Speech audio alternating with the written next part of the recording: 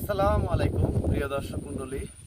বাড়ি এক লতিরাজ কচু বিষয়ে কিছু আলোচনা করব। জেলা নাটোর, থানাবাড়ি গ্রাম, গ্রাম তালসুক, কুন্ডুপাড়া। তো এগুলো হচ্ছে অরিজিনাল বাড়ি এক লতিরাজ কচু। এই গাছটা আমি মধ্যে লাগাইছি। এই গাছটা দেখেন লতিরাজ কচু, এটা কোনো তিল নাই।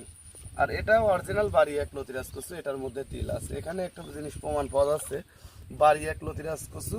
এবং দেখেন বাড়ি এক লতিরাজ কচুটার লতি মোটা লম্বা হচ্ছে।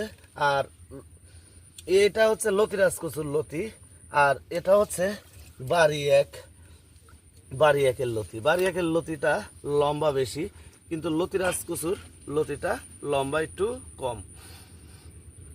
কিন্তু এই লতিটা একটু বড় হবে। বাড়ি এক এটা কাটার উপযুক্ত হয়ে গেছে। আমি কাটতেছি, এটা এখন কাটবো দেখেন পুরা 2 হাতের কাছাকাছি এই লতিটা হয়ে গেছে। আর এটা 1 হাতের একটু উপরে হবে, 1 হাত প্লাস হবে এই লতিটা। এই কচুটা লাগানোর নিয়ম, লাইনে 1 হাত পর পর, এক লাইন থেকে আরেক লাইন 1.5 হাত পর পর এই কচুটা রোপণের নিয়ম।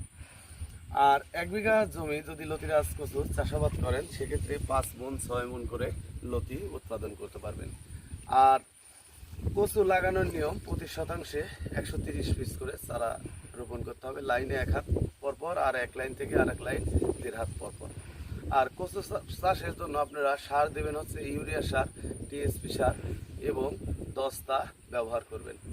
আর আমরা এই কচুর চারা বাংলাদেশের প্রতিটি জেলায় সেল দিয়ে থাকি। আপনারা যদি চাষাবাদ করার ইচ্ছুক হন, আমাদের স্ক্রিনে দেওয়া নাম্বারে যোগাযোগ করতে পারেন।